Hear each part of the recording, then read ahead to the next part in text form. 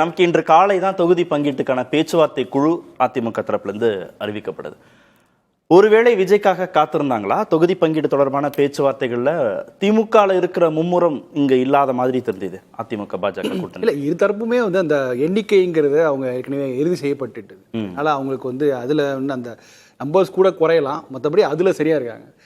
இந்த கூட்டணி பற்றி பேசும்போது எடப்பாடியார் சொன்ன ஒரு விஷயம் நாங்கள் பாஜக நாங்கள் உணர்வுபூர்வமாக செயல்பட்டு இருக்கோம் அப்படின்ட்டு ஒரு விஷயம் தான் கூட்டணி ஆரம்பிச்சு. இந்த எமோஷனல் கனெக்ட் இருக்கு பார்த்தீங்களா, இது கிரவுண்டில் பார்க்க முடியுது. அதாவது அதிமுகவும் பாமகவுக்கும் இடையில அது நம்ம வட தமிழ்நாட்டில் பார்க்க முடியுது. ஸோ இந்த எமோஷனல் கனெக்ட் கூடுதலாக திமுக கூட்டணியில் இருக்கும் நம்ம எதிர்பார்த்தோம். ஒரு 10 ஆண்டுகளாக தொடர்ந்து பயணம் செய்து வந்திருக்காங்க.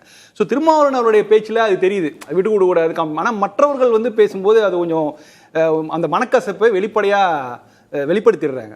ஒரு கல்யாண வீட்டுக்கு வரும்போது சாப்பிட்டுட்டு மொய் வச்சுட்டு கிளம்பி பை பை சொல்லிட்டு போற மாதிரி தான் இருக்க வழியா, அது பொண்ணு மாப்பிள்ளை வீட்டுக்கு யாரும் அழைச்சிட்டு போறது கூட இருக்கணுமேங்கிற அந்த மாதிரியான ஒரு அந்த பாண்டிங் இருக்கு பாத்தீங்களா, அது திமுக கூட்டணி இப்ப இல்ல. ஏன்னா நம்ம 10 வருஷமா இருந்த எக்ஸ்பீரியன்ஸ் கூட்டணி ஆக்சுவலா. ஸோ இங்க ஒண்ணுமே நடக்கல, ஆனாலும் எடப்பாடி என்ன சொல்றாருன்னா நாங்க எமோஷனலா கனெக்ட் ஆயிருக்கோம் அப்படிங்கிற சொல்றாரு. ஸோ இங்க ஒருவேளை தாவேக்கா உள்ள வந்ததுன்னா இப்ப எடப்பாடி டேக் எப்படி இருக்குன்னா மனிஷா சொன்ன மாதிரி தான், எங்களுக்கு தாவேக்கா ஒரு பெரிய சக்தியாக நாங்கள் எதிர்பார்க்கல, எங்களுக்கு இதுக்கு மேலே தேவையில்லை. கடந்த காலங்களில் அப்படிக்கான ஒரு முயற்சிகள்லாம் இருந்தது. இன்னைக்கு இந்த நிலைமையில வேணாம் அப்படிங்கிற மாதிரி ஒதுங்கி போகிற இடத்துல இருக்கு. கிட்டத்தட்ட 163 இடங்களில் இரட்டை இலை நிற்பது அப்படிங்கிற தீவிரமாக இது பண்ணி அவங்க கடந்து செய்கிறாங்க. ஸோ ஒருவேளை இதை அகாமடேட் பண்ணி ஏன் அந்த டோன் மாறி இருக்கு? திரு எடப்பாடி பழனிசாமி தாவேக்காவுடன் பேச்சுவார்த்தை நடத்தவில்லைன்றார்ல. ஆனால் கடந்த காலத்தில் பவன் கல்யாண் மாடல்னு திரு ஆர்பி உதயகுமார் சொல்றாரு, கூட்டணிக்கு பிள்ளையார் சுழி போட்டாங்கன்னா திரு எடப்பாடி பழனிசாமியே பேசுறார். அப்ப தாவேக்கா வந்தா நல்லா இருக்கும் அப்படின்னு இருந்த ஒரு எதிர்பார்ப்பு இப்ப நாங்க பேச்சுவார்த்தையே நடத்தலைங்கிற இடத்துக்கு ஏன் நகர்ந்துருக்கு? சீட்டு பிரச்சனைகள் தான் இருக்கும். அதாவது தாவேக்கோட எதிர்பார்ப்புல எந்த மாற்றம் இல்லை, அவங்க தொடர்ந்து அதை மெயின்டைன் பண்ணிட்டே இருக்காங்க.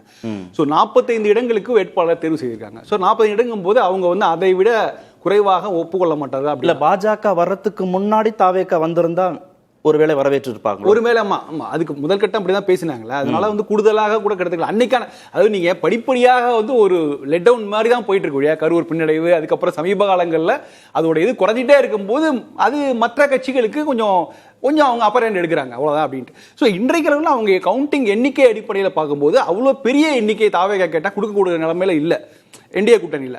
ஸோ மோரோவர் அதிகமான தொகுதிகள் அதிமுக தான் அட்ஜஸ்ட் பண்ணி ஆகணும். அவங்க ஒரு 150 தொகுதிக்கு 10 தொகுதி விட்டு கொடுப்பார். 150 தொகுதி கீழெல்லாம் இறங்கி அகாமடேட் பண்ணுறதுக்குலாம் வாய்ப்பு கிடையாது. அப்போ அவங்களும் பாஜகவும் விட்டு கொடுக்காது. ஸோ அவங்களும் ஒரு சில தொகுதிகளை.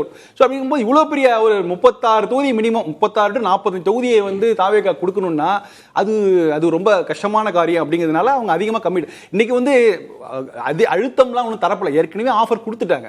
டேக் இட் ஆர் லீவ் அந்த ஒரு அல்டிமேட்டம் இடத்துக்கு வந்தாச்சு. இப்போ நீங்க என்ன நினைக்கிறீங்க, தாவேக்கா உள்ளே வருவதற்கான சாத்தியக்கூறுகள்? அதுதான் தாவேக்கா எடுக்கக்கூடிய எங்களுக்கு எங்களுடைய பொட்டன்ஷியல் கேண்டிடேட் 45 பேர் தான், எங்களுக்கு 35 தொகுதி ஓகே அப்படின்னு சொல்லி வந்தாங்கன்னா கடைசி நேரத்தில் அகாமடேட் பண்ணுவாங்க.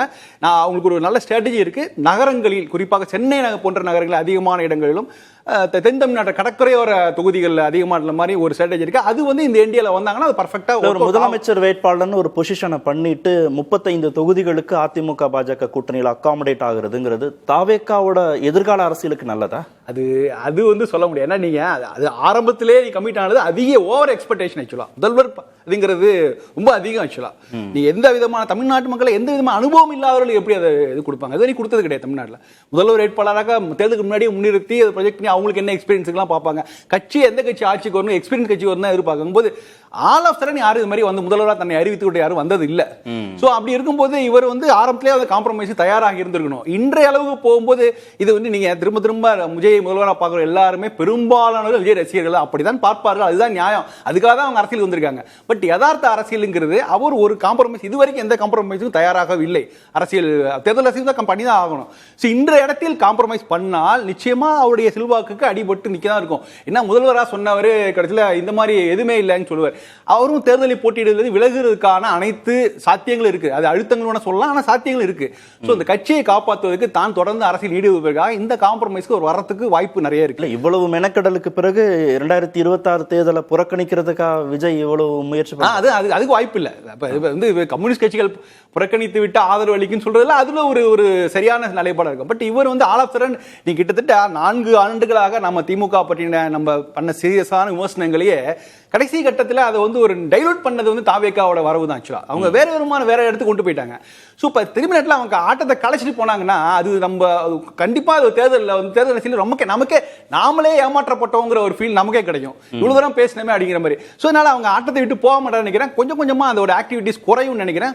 குறைவான தொகுதிகளுக்கு என்டிஏல அகாமடேட் ஆகிறது வாய்ப்பு இன்னும் இருக்குன்னு நான் நினைக்கிறேன். கடைசி நிறைவு தாவேக்கா வருது வரல அதை கடந்து திமுக இருக்கக்கூடிய இந்த சலசலப்பு அதிமுக கூட்டணிக்குள்ள பாமக அதிமுக இடையவோ பாஜக அதிமுக இடையவோ நடப்பதற்கான வாய்ப்பு இருக்கா? இல்ல அங்க சுமூகமா தொகுதி பங்கீடு பேச்சுவார்த்தை இல்ல அங்க வந்து எண்ணிக்கை பிரச்சனை, எண்ணிக்கை இந்நேரம் சார்ட் அவுட் பண்ணிருப்பாங்கன்னு நினைக்கிறேன். தொகுதிகள் எந்தெந்த தொகுதியில் அலாட் பண்றதுல பெரிய சிக்கல் வராதுன்னு நினைக்கிறேன். ஏன்னா ஒரு சில தொகுதிகள் ஒவ்வொரு கட்சியும் லீடு எடுக்கிறதுனால இல்ல. பட் வேரியஸ் திமுக கூட்டணி நீங்க பாருங்க நிறைய எக்ஸாம்பிள் சொல்ல முடியும். உளுந்தூர்பேட்டையில இருந்து ஆரம்பிச்சு சோளிங்கர்ல இருந்து ஆரம்பிச்சு எல்லா வரையும் சொல்ல முடியும். அந்த இடத்துலலாம் வந்து காங்கிரஸ் தொகுதி வந்து தேமுதிகவுக்கு போகுது, தேமுதிகவோட தொகுதி மாறி போகுது. அப்படி இருக்கும்போது அங்க எண்ணிக்கை வந்து சார்ட் அவுட் பண்ணியாச்சு ஆக்சுவலா. ஆனா அதுல எந்த தொகுதியை எடுத்து கொடுக்கிறது அப்படிங்கிறது அதுலதான் இப்ப கம்யூனிஸ்ட் கட்சிகள் கூட அவங்க குறைவான எண்ணிக்கை கூட ஒத்துப்பாங்க. பட் என்னன்னா எந்த தொகுதி சம்பந்தம் இல்லாத தொகுதி கொடுத்தீங்கன்னா இப்ப அவங்களுக்கு வந்து கீழ்வேலூர் தொகுதி அவங்களுடைய திருத்துறைப்பூண்டி கீழ்வேலூர் அவங்களுடைய பாரம்பரிய தொகுதிகள்.